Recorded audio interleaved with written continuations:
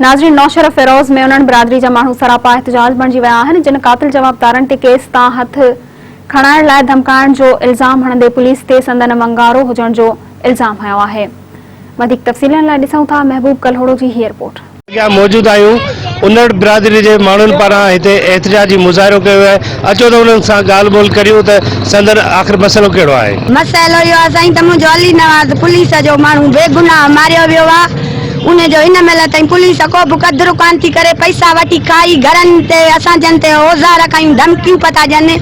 मुंहिंजो नंढड़ो पुटु अचनि था त पे इहो केस त हथु खणनि न त मारींदासीं। जवाबदार राहिब वसायो दादन रांझन शरीफ सलेमान बच्च फौजीअ जी हिन महिल ते असांजो अर्ज़ी आहे त हिकिड़ो बि गिरफ़्तार कोन थियो आहे। मुंहिंजे मथां औज़ार कयूं, मूंसां ज़ुल्म आहे, मुंहिंजे मथां पुट जे मुंहिंजे मथां चवनि था केस त हथु खणनि न त मारिजी वेंदी आहे। असांजो मसइलो अली नवाज़ जमादार बेगुनाह मारियो वियो आहे। उन जो 10-15 ॾींहं का बि अदालत कान्हे। असांजा रस्ता घट झलियूं बंदूकूं खयूं वेठा आहिनि, चोर लोपर वठियूं, केस तां हथु खणो, धमकियूं था ॾियनि न त घरनि में मारींदासीं। असांजो इंसाफ़ अदल थिए।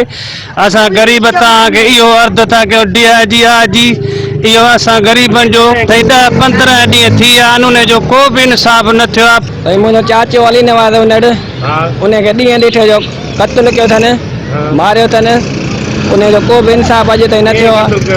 क़त्ल साईं राहिब शरीफ वसायो रांझू दादू ऐं सलेमान इन्हनि क़त्ल कयो आहे ॾींहं ॾिठे जो। पुलिस अॼु ताईं को बि क़दम नथी खणे। असां सां मसइलो इहो आहे त मुंहिंजो भाउ बेगुनाह मारियो वियो आहे, असांजी अदालत कान अची आहे।